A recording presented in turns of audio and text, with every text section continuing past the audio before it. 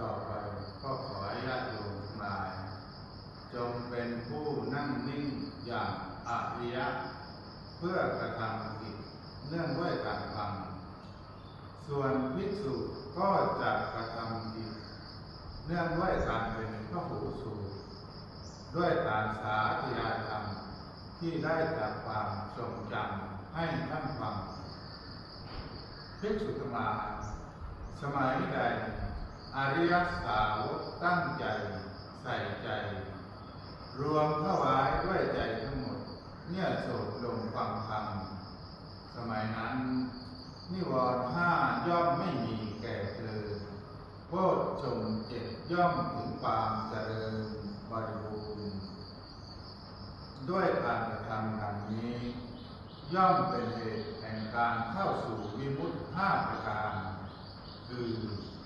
ขณะฟังธรรมหนึ่งขณะแสดงธรรมหนึ่งขณะสาธยายธรรมหนึ่งขณะตรึกตรองใคร่ควรธรรมหนึ่งขณะเข้าสมาธินิมิตหนึ่งก็ขอให้ตั้งใจปฏิบัติตามนั้นธรรมทั้งหลายทั้งปวงย่อมเกิดมาแต่เหตุ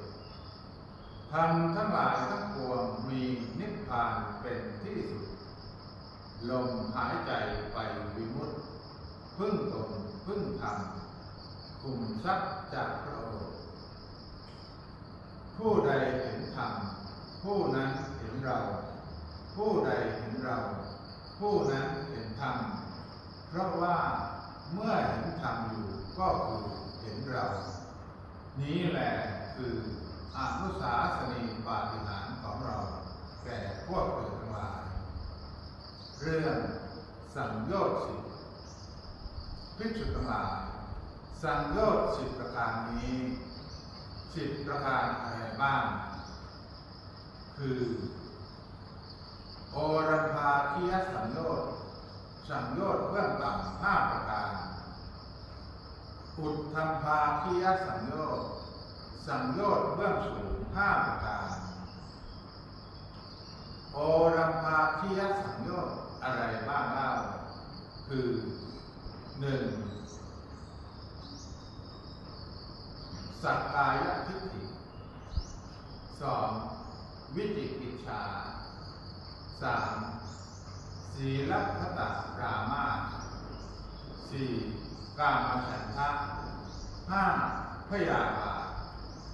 เหล่านี้แหละโอรัมภาคียสังโยชน์ห้าประการอุทธัมภาคียสังโยชน์ห้าประการอะไรบ้างคือหนึ่งรูปราคะสองอรูปราคะสามมานะสี่อุทธัจจะห้าอวิชชาเหล่านี้แหละ